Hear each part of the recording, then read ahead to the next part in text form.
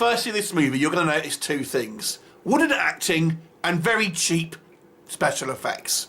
But hold your horses, because this one might just be a diamond in the rough. We are talking about Outpost Earth. This one is written and directed by Brett Piper, who seems to be the modern version of Roger Corman and Charles Band. He's done a variety of other kind of B movies, Queen Crab, for example. And here he is in Outpost Earth that stars Erin Waterhouse and Titus Himmelberger. And the story is such as an alien invasion, a la kind of War of the Worlds or Independence Day, that sort of thing. Admittedly on a hundreds of the budget. So we have this alien invasion. The story takes place sometime after the invasion. And all we have is a few pockets of humans who are having this kind of resistance against them. This particular kind of group of heroes, notice there's this one kind of lone guy who seems to be wandering around, and he's just kind of like this roguish Han Solo type, and the female of the group ultimately saves his life and gets him to join. But he is kind of a little bit of a kind of wild card. And they kind of team up to kind of try and take out these kind of alien invaders. But not only that, there is also roving gangs of kind of marauder types, a la kind of, low budget kind of Mad Max style thing. And then we have the wild card element here of another type of creature that isn't actually working with the aliens, but may well be the kind of the key to victory or deceit, who is not affiliated with anyone. So let's discuss Outpost Earth. Now, I am going to talk about the negatives first, and I do feel I have to address them before we talk about what I did like. So, like I've mentioned, the two things I feel people were going to first of all see and judge this movie on is wooden acting. Number one. Yes, the acting isn't great, and especially from our male lead, this Han Solo, pirate type guy. His line delivery is very kind of wooden. No one's delivery is fantastic. Some fare a little better than others. Our female lead, I think, does the best job here. But the acting is obviously, they haven't done many takes. It's a low-budget film. The acting is suitably kind of hokey and cheesy that you'd expect in a B movie, but maybe even kind of a little more so. Second thing is the effects. This movie uses stop motion for a lot of the kind of the creature effects. Now, it reminds you of kind of like, obviously, the things like Jason and the Argonauts, that kind of stuff, or maybe more aptly the kind of the early days of the Troma movies. But there is quite a lot of special effects, and there's quite a lot of variety of different kind of creatures, spaceships, that sort of thing, that you'll be surprised how much they've actually incorporated. And maybe this movie tries to incorporate too many ideas, because there's a lot going on here. And, everything that we've talked about, we've got kind of lots of, explanations about the science behind things. You've got character building moments, all that sort of thing, as well as aliens, roving gangs, monsters, human characters, love, relationships, all these things. But let's talk about what I enjoyed. I feel that 90% of people will look at the visuals of this movie and be put off.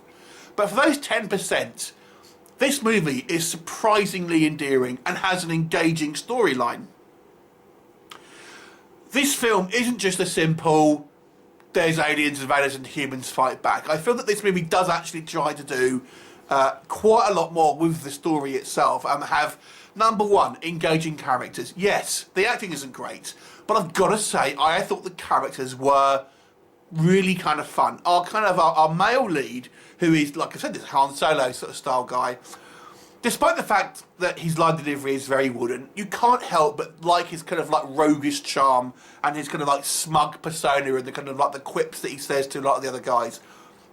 Our female lead is also a strong female character without being kind of Mary Sue, but a likeable person as well. You feel like she is genuinely being brave in certain things, and has kind of an adult kind of outlook to the kind of the rest of her people.